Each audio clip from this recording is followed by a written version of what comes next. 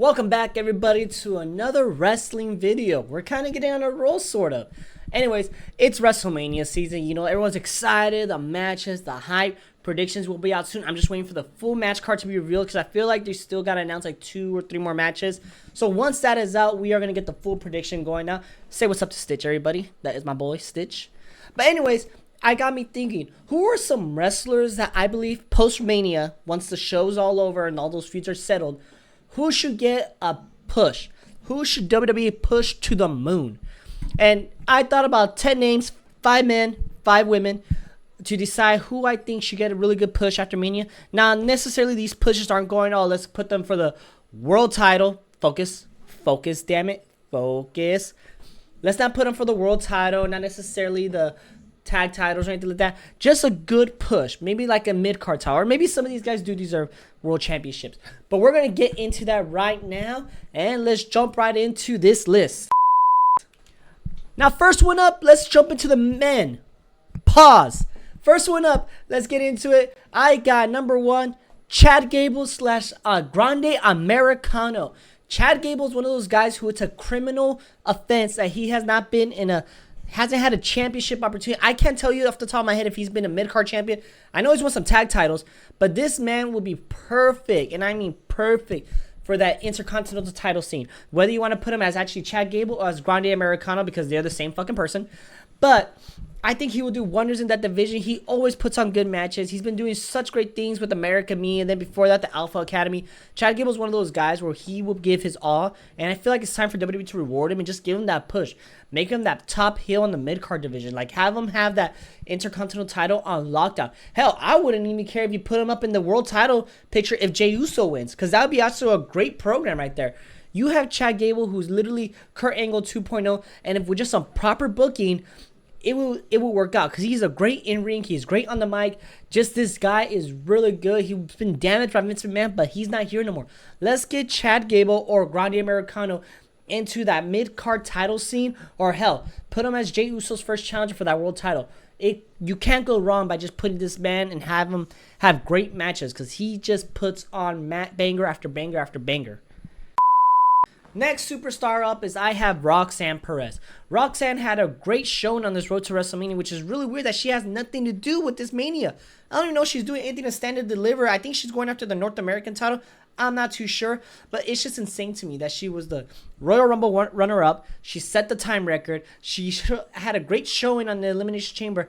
Had a great feud going on with Bayley that was just dropped out of nowhere, which is weird to me. And now she's back in NXT. I say after Mania, put her on the main roster full time. Let's have her go after those mid-card titles, because somebody who could bring prestige to those titles is definitely her.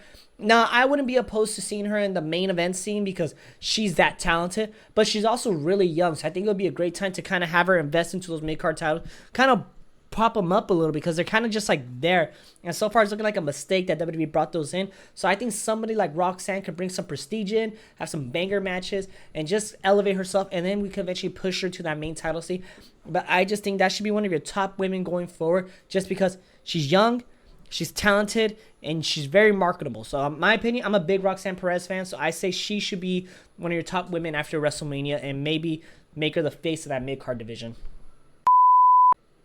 Now, back to the man. We have Drew McIntyre. Drew McIntyre deserves a push. He deserves to be world champion again. That man is so talented, so funny, so great on the mic. He is low-key probably one of the best wrestlers on the mic, not named CM Punk John Cena. He's just been like super talented, and it's just unfortunate that these kind of like matches he's been like stuck in, like he won the title, got cashed in, kind of was just floundering around for a bit. And I just think Drew McIntyre should be, honestly, I think you should turn him face and just have him become the world champion or something. That man should be in the world title scene, no less. Personally, I would rather have seen him taking on Gunther at WrestleMania before Jey Uso won the Royal Rumble. Either way, I'm happy for Jey. But I thought Drew versus Gunther would have been a really great match. But unfortunately, we're not getting that. We're getting Drew versus Damian Priest. Hopefully, Drew can come out the victor in this rivalry, because I feel like Drew's also been losing a lot. I could be wrong, but it just feels like he's always getting the short end of the stick, especially with these roll-ups. So give Drew McIntyre the win. Put him on SmackDown, or he's already on SmackDown. Put him in that WWE Championship picture. If Cody Rhodes is the champion, cool. Have him go after Cody. If Cena's the champion, then you have the perfect opportunity to turn McIntyre face and have him go after Cena. He's probably not going to win against Cena, but he should definitely be in that upper echelon of title contenders. And that's just my opinion. I think a lot of people would agree with me as well.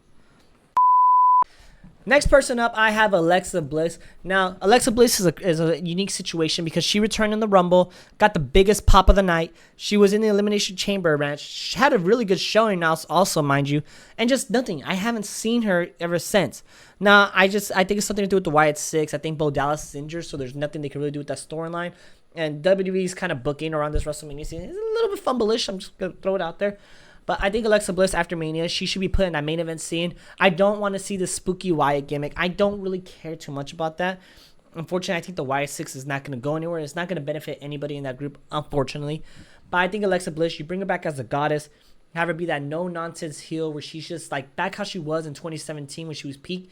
Have her beating everybody, winning championships, put her in the main title scene, turn her heel against, for example, Rhea, Bianca, or Io, whoever the champions can be outside of that triple threat. Or hell, if you want to put her on SmackDown, where she's probably going to have to face Charlotte because Charlotte's definitely winning that match, you could do that too. If you have her on SmackDown, put her as a face, on Raw, heel. Simple as that. I just think Alexa Bliss should get pushed to the moon like she was because she has a crowd behind her. Capitalize on it because you don't know how much longer you have these superstars, especially with them being having families outside of the ring. I'm pretty sure they don't want to do this forever. So you got to take advantage as much as you can while they're still here. Next wrestler I have up, the GOAT, Dirty Dom.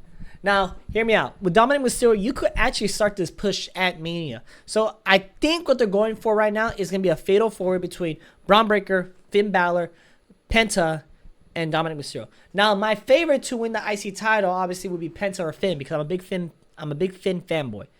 But I wouldn't mind seeing Dominic winning the Intercontinental Championship and finally giving that title run that he really needs, because he's done enough with the Liv Morgan situation in her world title picture. Previously, he was a North American champion, which I think was great. Dominic has improved lots, very well in the ring. He's great on the mic when he gets a chance to talk because the crowd boos him out of the arena. He's a very talented wrestler who people are noticing now. There's some people who give him shit. They'll call him a nepo baby, this and that. I don't care. I think Dominic is doing fantastic. I think you got to give him a title now, especially with that nuclear heat. And hell, if you really want to make this like crazy heat, give him the IC title. Give Liv Morgan the women's IC title. And have them run that division. That's just me. Dominic deserves that push, and I think it's finally time to kind of separate them from the Judgment Day, start breaking it apart, and giving them like some momentum from the stable. That definitely is dying already, unfortunately. But Dominic Mysterio, IC title, either do that at Mania or push him post-Mania. Speaking of Liv Morgan, next up, Liv Morgan. Now, granted, she dominated the year of 2024. She was champion for probably most of that year. But her championship reign was so bad because it was just under the shadow of Rhea Ripley.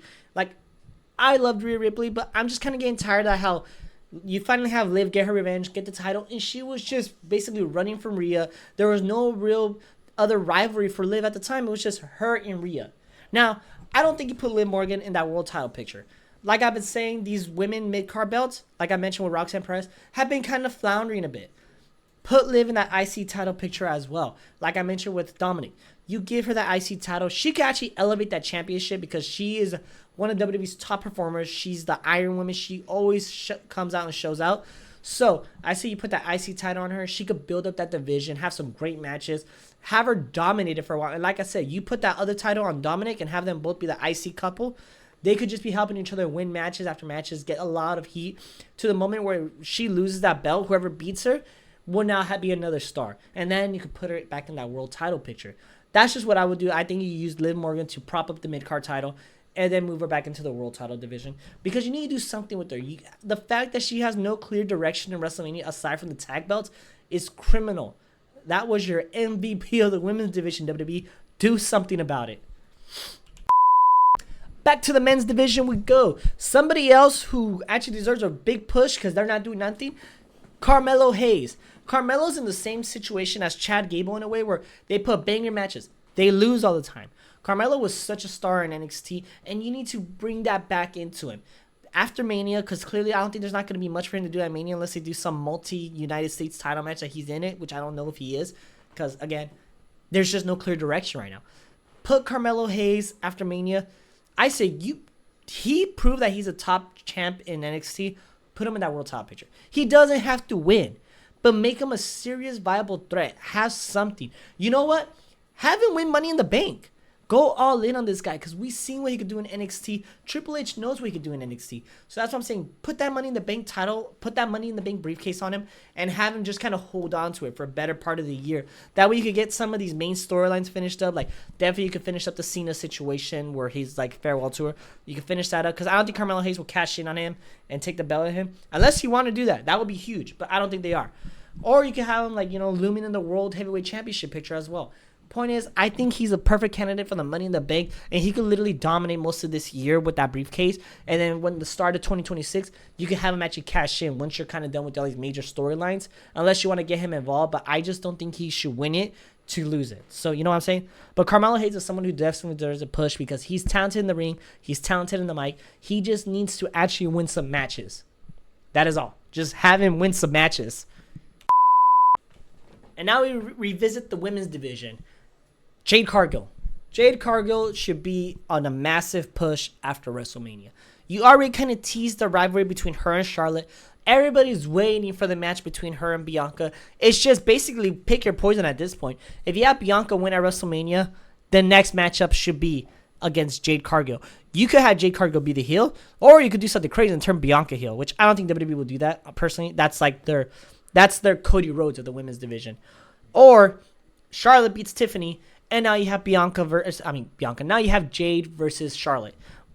Jade is probably one of your megastars right now. You booked her as a megastar. You have really had that super entrance. You had her under the wing of Bianca Belair. It's now time to kind of pull the trigger on it and see what she could do on her own. And if she flounders, that's unfortunate, but I don't think she will. She's super talented and really good in the ring. She's been improving lately. So I say going based off of how the match in Mania goes between her and Naomi is what we'll do next. But I just think she should be one of your top women in this division. And you have two mega feuds you could do with her, which is either Bianca or Charlotte. But Jade should be probably one of your top women realistically. She should be on the level of Rhea and Bianca, in my opinion. Now, for my favorite wrestler right now, Finn Balor. Push this man to the moon. What are we doing? Finn is not a spring chicken anymore. Why do we have him just losing every single week? Granted, he's the first person to pin Penta, which is awesome. But why do I feel like they're just going to set up that fatal four for him to be the one to take the pin at WrestleMania? And it's just really upsetting because Finn is not doing nothing wrong. He's still talented in the ring.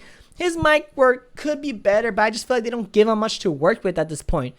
I want the Prince. I want prime Finn Balor from NXT Black and Gold days, where he was just kicking your ass, and then when he really needs to, he will be the Demon, and the Demon had so much aura that Vince McMahon unfortunately freaking killed.